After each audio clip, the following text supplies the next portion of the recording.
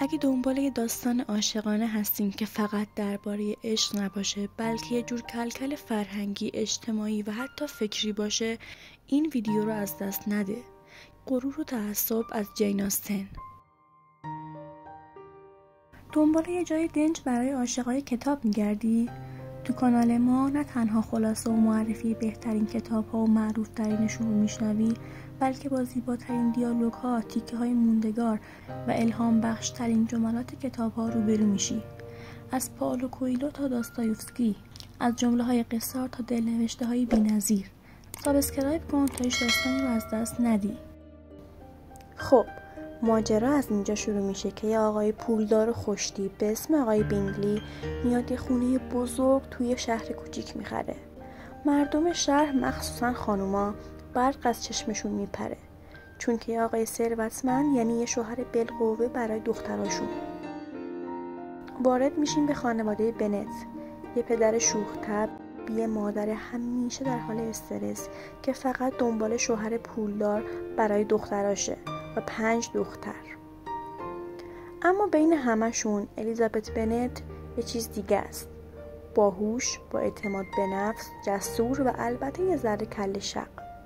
این کتاب سرشار از سکانس های جذابه که تو این ویدیو با هم 3 تاش رو مرور میکنیم. سکانس اول، اولین دیدار دارسی و الیزابت در مهمونی حین رقص. توی مهمونی رسمی الیزابت با آقای دارسی آشنا میشه که آقای دارسی دوست صمیمی آقای بینگلیه. دارسی خوش قیافه و مغروره، اونقدر مغرور که وقتی یکی بهش پیشنهاد میده که با الیزابت برقصه میگه که نه، اون به اندازه کافی زیبا نیست که منو وسوسه کنه. و الیزابت که اینو میشنوه با لبخند خاص خودش فقط نگاه میکنه، اما پشت اون لبخند یه آتیشه که کم کم شعله ور میشه. سکانس دوم، کلکل‌های الیزابت و دارسی.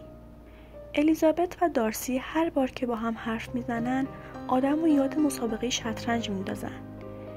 الیزابت باهوشه و نمیذاره که دارسی از بالا نگاش کنه. مثلا یه جا که دارسی درباره زن ایدئال حرف میزنه، الیزابت جواب میده که پس باید یه سوپر زن باشیم که هم پیانو بلد باشیم، هم خیاطی و هم مغرور نباشیم و البته که همیشه هم لبخند بزنیم. دارسی جا میخوره و دقیقاً از همین جاست که دلش گیر میفته، اما خودش هنوز نمیدونه. سکانس سوم، پیشنهاد عاشقانه عجیب. یه روز دارسی بدون مقدمه به الیزابت میگه که عاشقشه، ولی خیلی بد میگه، با یه حالتی که انگار داره بهش لطف میکنه. دارسی میگه با وجود اختلاف طبقاتی و خانواده پر سر و صداتون نمیتونم که جلوی حسمو بگیرم. خب حدس میزنید چی میشه؟ الیزابت نه تنها ردش میکنه بلکه حسابی از خجالتش در میاد. شما با این طرز فکرتون عشقتونم توهینه، منم این عشقو نمیخوام. اینجاست که داستان واقعی شروع میشه، چون دارسی تازه به خودش میاد. بعد از اون دارسی کم کم تغییر میکنه، نه برای جلب نظر الیزابت، بلکه چون واقعا میفهمه که چقدر خودخواه و قضاوتگر بوده. اون کارهایی انجام میده که هیچ کس انتظار نداره. حتی مشکلات خواهر الیزابت رو حل میکنه بی سر و صدا. در نهایت دوباره از الیزابت خواستگاری میکنه، این بار نه از روی غرور بلکه با احترام و عشق واقعی. و الیزابت این بار همون چیزی رو میگه که دل هممون میخواد. بله، این بار بله. غرور و تعصب یه داستان عاشقانه قشنگه، اما مهمتر از اون یه درس بزرگ داره.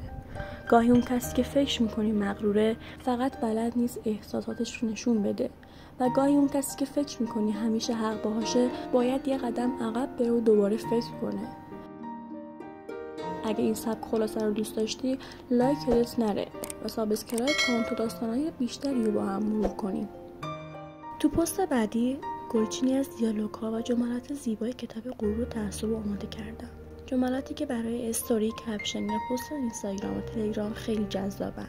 بعضی عاشقانه، بعضی فلسفی و بعضی با اون تنهای خاص جین آستن. توصیه میکنم که پست بعدی رو اصلا از دست ندید.